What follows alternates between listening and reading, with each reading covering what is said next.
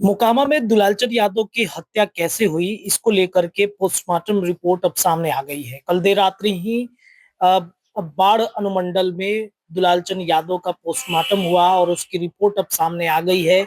मोकामा बिहार की राजनीति में सबसे ज्यादा हॉट सीट इस वक्त बनता हुआ नजर आ रहा है।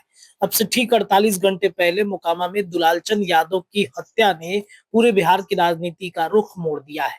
दुलालचंद यादव के परिजन ये कह रहे थे कि जब तक उन आरोपियों को सजा नहीं मिल जाता तब तक हम पोस्टमार्टम के लिए शव नहीं देंगे।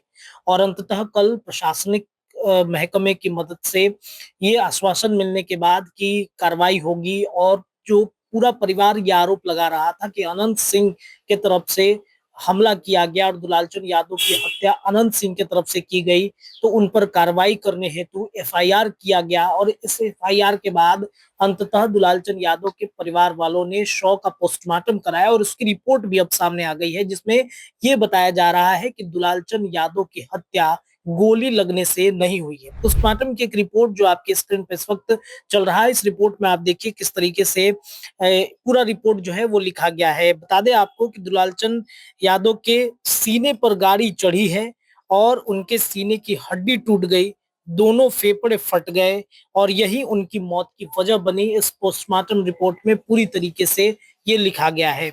आपको बता दें कि बीते दिनों यानी कि शुक्रवार की देर रात्रि मजिस्ट्रेट की मौजूदगी में 3 डॉक्टरों की टीम ने करीब 2 घंटे तक पोस्टमार्टम किया है।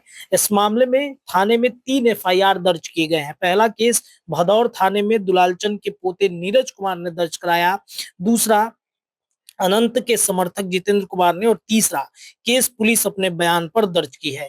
नीरज ने अपने एफआईआर में अनंत सिंह और उनके समर्थकों पर गंभीर आरोप भी लगाए हैं। एफआईआर में नीरज कहते हैं कि अनंत सिंह और उनके समर्थकों ने मेरे दादा के साथ गाली गलौज की, फिर दादा की गाड़ी से खींचकर दादा को गाड़ी से खींचकर उतारा और फिर मेरे दादा के दाएं पैर में गोली मारी गई, तलवे में गोली मारी गई और फिर वो गिर गए। छोटन सिंह ने लोहे की रॉड से दादा के पैर, पीठ और सिर पर जान से मारने के लिए ताबड़तोड़ मारा।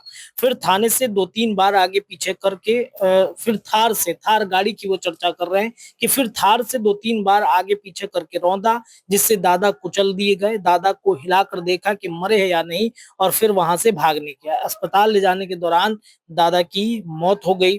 पोस्टमार्टम रिपोर्ट में क्या क्या रिपोर्ट आया है वो भी आपको जानना जरूरी है। पोस्टमार्टम रिपोर्ट के अनुसार शरीर पर कई जगह गहरे घाव और खून जमने के निशान मिले हैं। फेफड़े यानी लंग्स फटे हुए हैं, जिसमें अधिक मात्रा में इंटरनल ब्लीडिंग हुई है। छाती की कई पसलियां टूट गई हैं। इसके अलावा दाहिनी और रीढ़ की हड्डी के पास भी चोट के निशान हैं। सिर, घुटने, टखने और पीठ पर गहरे जख्म और चोटें पाई गई हैं। इसी के साथ दाहिने पैर के पास फायर आर्म्स इंजरी का जिक्र है, यानी गोली लगने के निशान है। कई जगहों पर घर्षण के निशान है और फटे हुए घाव मिले हैं। डॉक्टरों ने लिखा है कि मौत का कारण cardio pulmonary failure with blunt injury to chest and head, यानी छाती और सिर पर जोरदार चोटें और फेफड़े फटने से हृदय और सांस प्रणाली से काम करना बंद कर दिया है। यानी कि कुल मिला जुला कर ये जो पोस्टमार्टम की रिपोर्ट आई है, इस रिपोर्ट के अनुसार दुलालचंद यादव की हत्या गोली मारकर नहीं बल्कि फेफड़े फट जाने की वजह से, लंग्स फट जाने की वजह से हुई है।